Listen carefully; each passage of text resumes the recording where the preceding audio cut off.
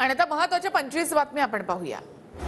देवेंद्र फडणवीस आणि पंकजा मुंडे यांची 2 दिवसांपूर्वी भेट। पंकजा मुंडे यांच्याशी इतर राजकीय विषयांवर चर्चा।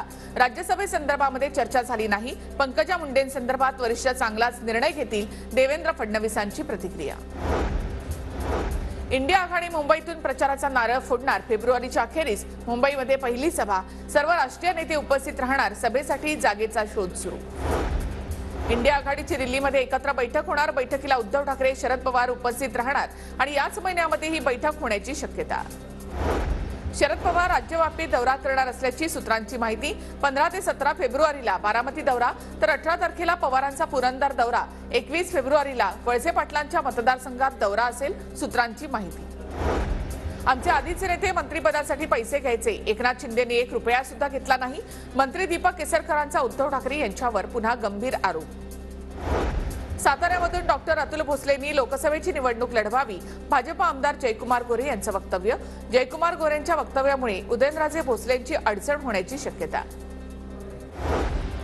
नागपूर विद्यापीठामध्ये भाजप युवा मोर्चाचं आंदोलन। कुणाल राऊत यांच्यावर कारवाई करण्याची मागणी। सावरकरांचा प्रतिकात्मक पुतळा जाळल्याप्रकरणी कारवाईची मागणी। युवक काँग्रेस प्रदेश अध्यक्ष कुणाल राऊतांच्या अडचणीत वाढ होण्याची शक्यता। नागपूर विद्यापीठाच्या तक्रारीनंतर अंबाझरी पोलीस ठाण्यामध्ये गुन्हा दाखल। काँग्रेस आमदार रवींद्र धंगेकरांना अटकपूर्व जामीन मंजूर। जिल्हा सत्र न्यायालयाकडून दिलासा। महापालिकेच्या अभियंत्याला शिवीगाळ केल्याचा धंगेकर यांच्यावर आरोप। भविष्यात राज्य सरकार कापूस खरेदी केंद्रांची संख्या वाढवणार, त्यामुळे हमीभावापेक्षा कमी दराने कापूस विकू नका। देवेंद्र फडणवीसांचं शेतकऱ्यांना आवाहन। राजधानी दिल्लीवर धडकणाऱ्या आंदोलक शेतकऱ्यांना पोलिसांनी नोएडामध्ये रोखलं।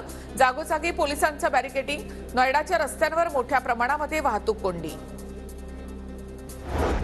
आरोग्य विभाग 352 शववाहिनी खरेदी करणार। राज्यातील प्रत्येक तालुक्याला 1 शववाहिनी मिळणार।